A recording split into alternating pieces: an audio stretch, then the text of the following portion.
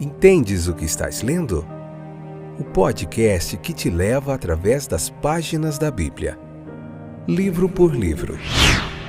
Capítulo por capítulo. Uma exposição bíblica emocionante. Aperte os cintos e embarque comigo nesta viagem.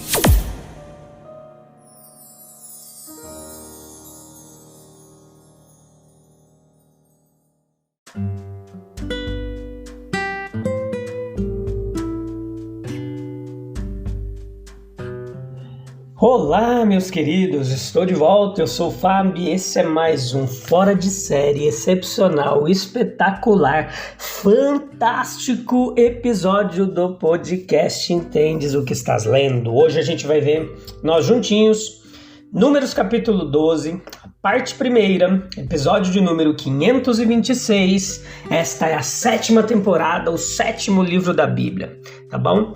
Então, eu sou o Fábio, eu tô aqui para te ajudar nessa jornada aí de aprendizado do texto bíblico. Eu trago aqui para você bagagem de mais de 25 anos que eu tenho me dedicado a aprender, a estudar o texto bíblico, dentre tantas outras coisas que a gente estuda aí, como comportamento humano, idiomas, tanta coisa.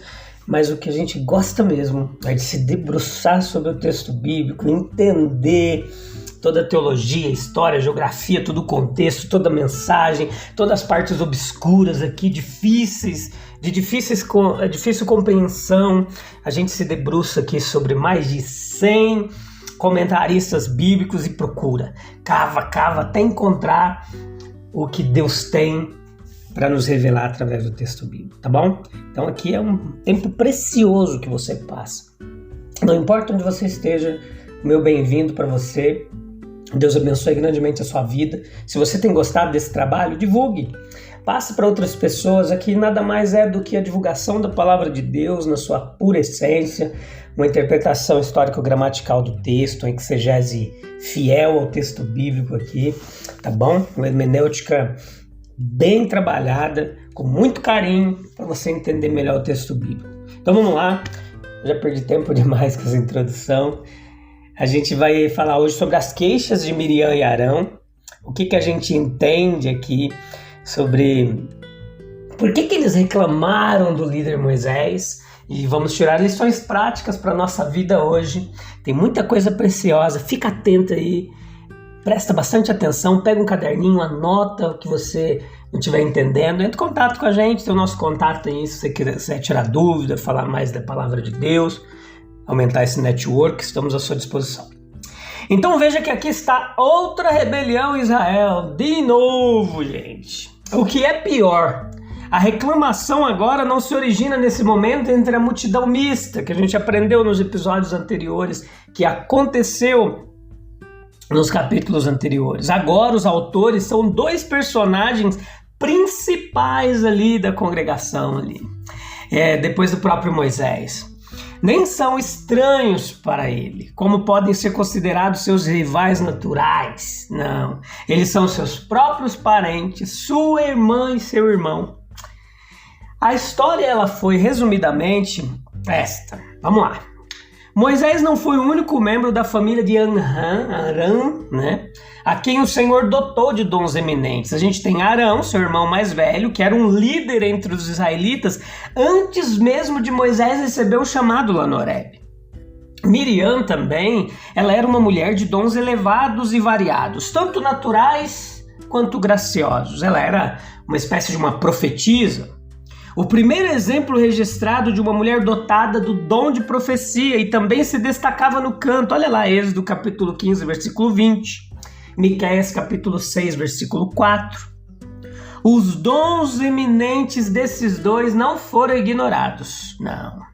Eles encontraram tal reconhecimento e alcance que depois de Moisés, Arão e Miriam eram os dois indivíduos mais honrados e influentes no acampamento de Israel.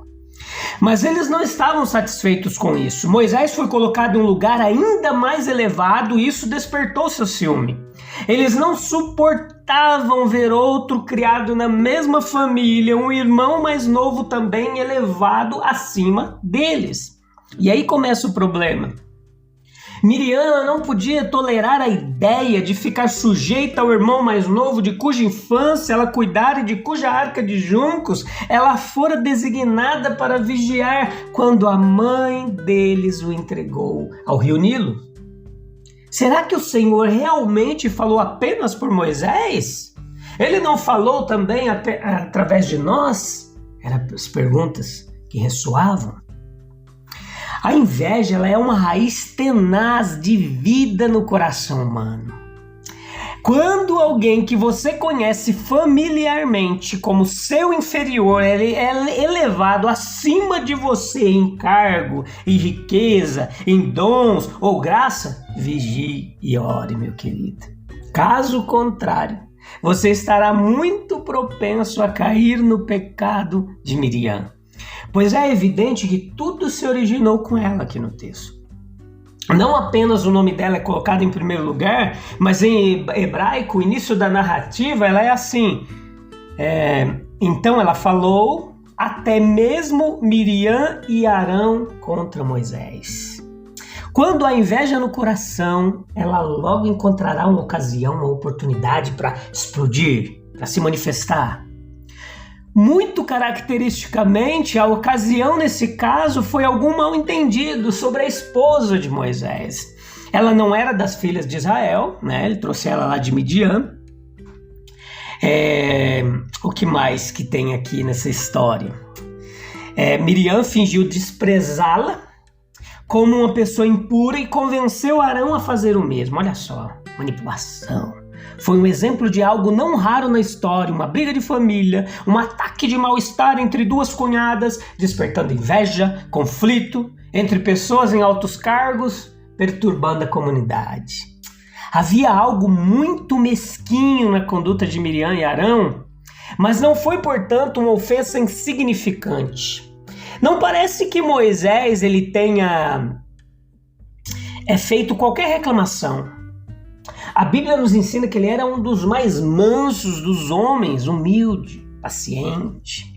Ao contrário, o Altíssimo assume a defesa de seu servo. Olha que ponto importante aqui do texto. O Senhor assume a defesa do seu servo e de repente, isto é, com grande desagrado, Miriam e os dois irmãos foram ordenados a apresentarem-se diante do Senhor na entrada do tabernáculo. Portanto, o Senhor pronunciou um caloroso elogio a Moisés. Observe os termos em que ele é descrito no texto, pois há muito mais neles do que se percebe à primeira vista. Olha só, meu servo Moisés, servo em toda a minha casa, fiel em toda a minha casa. Moisés era o servo do Senhor, o homem de Deus, no sentido mais amplo do que qualquer outro indivíduo que já viveu, exceto apenas o próprio Cristo.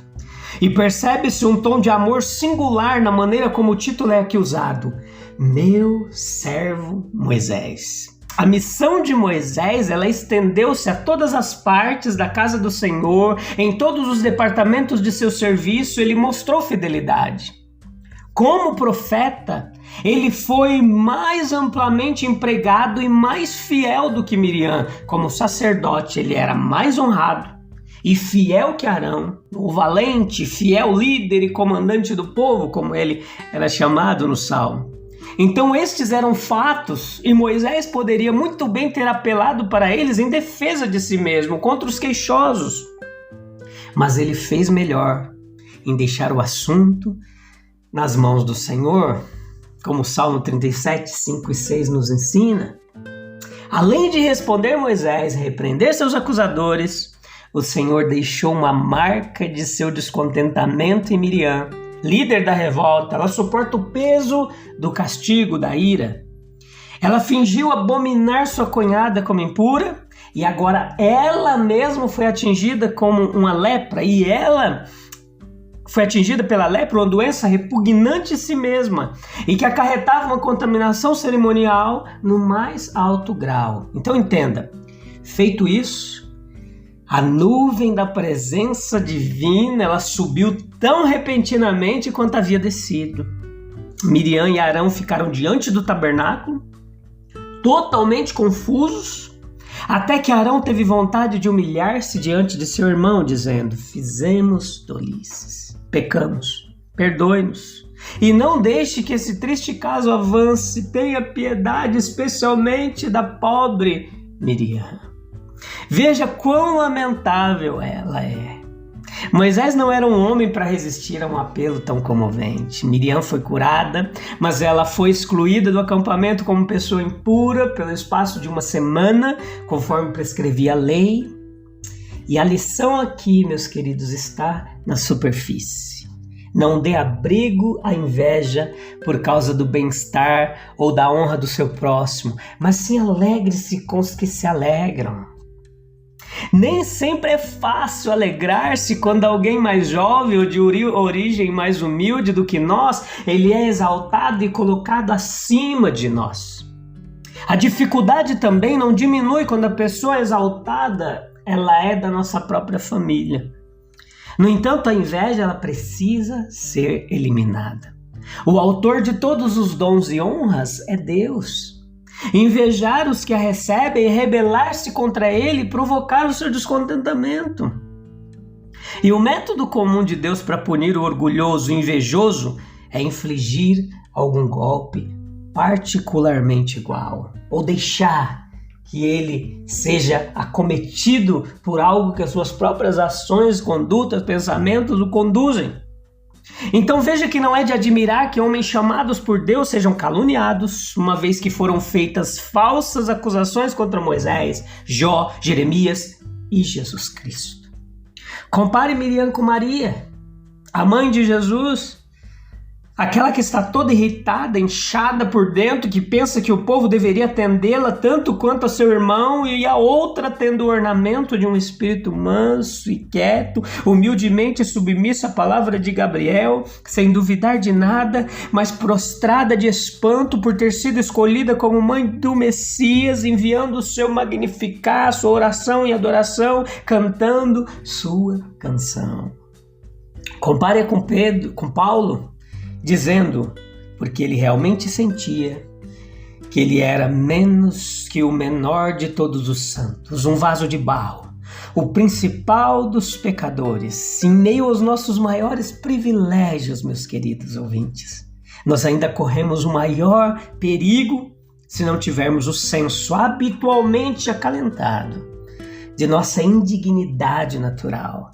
Quanto mais Deus acha adequado fazer de nós, mais devemos nos perguntar por Ele ser capaz de fazer tanto por meio de tão pouco.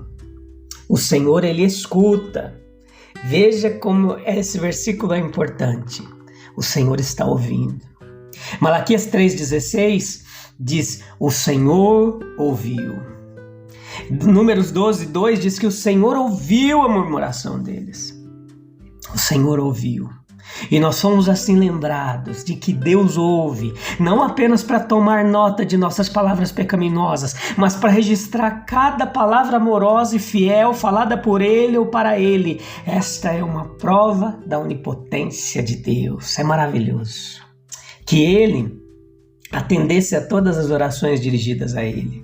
Ainda mais para que ele ouça cada palavra dita, não a ele, mas aos outros, mas ao mesmo tempo ele pode ouvir os riachos tocando sobre os leitos rochosos, as árvores como que batendo palmas quando o vento sopra, as águas levantando a voz, os pássaros cantando nos galhos, os leões jovens rugindo em busca de suas presas e todos os sons da natureza, de alegria, o grito de dor, todo o hino de louvor ou palavra de falsidade que sai dos lábios humanos, tudo isso Deus escuta.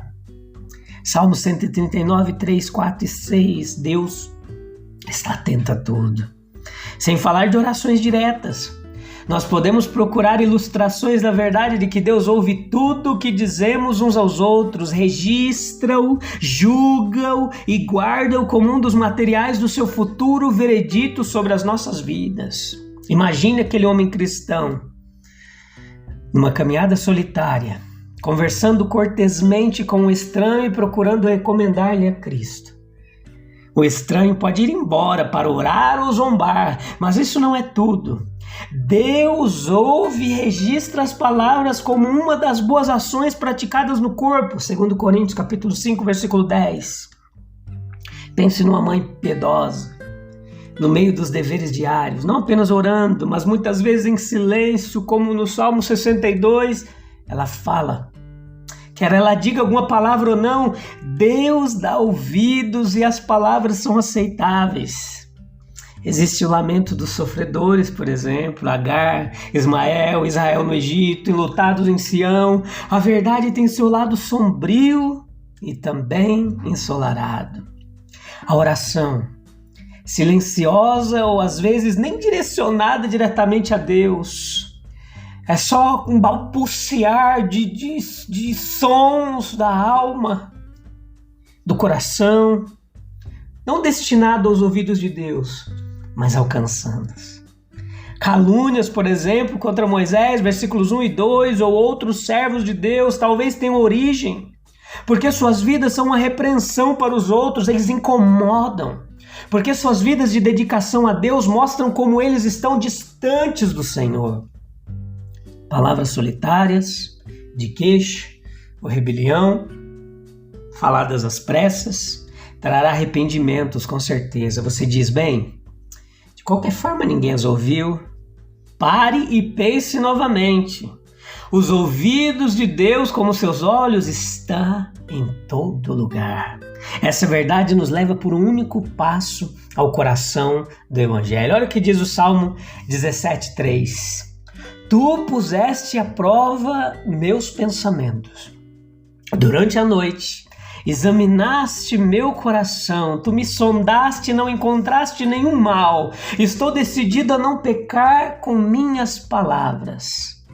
Deus ouvirá isso também e é capaz de nos dar forças para servi-lo com lábios justos. Tá bom? Fica atento às palavras aí. Muito cuidado. Elas têm poder. E Deus está ouvindo. Até mesmo quando você não consegue pronunciar palavras algumas, o seu choro ele é transmutado em palavras e chega aos ouvidos de Deus com a sua petição de aflição e a resposta virá o mais breve do que você imagina. Confie, creia. Deus abençoe, eu te encontro no próximo episódio. A gente vai continuar meditando mais um pouquinho nesse capítulo e vamos concluir no episódio 2 para finalizar o capítulo 12, tá bom? Um abraço, Deus abençoe, até breve, tchau, tchau.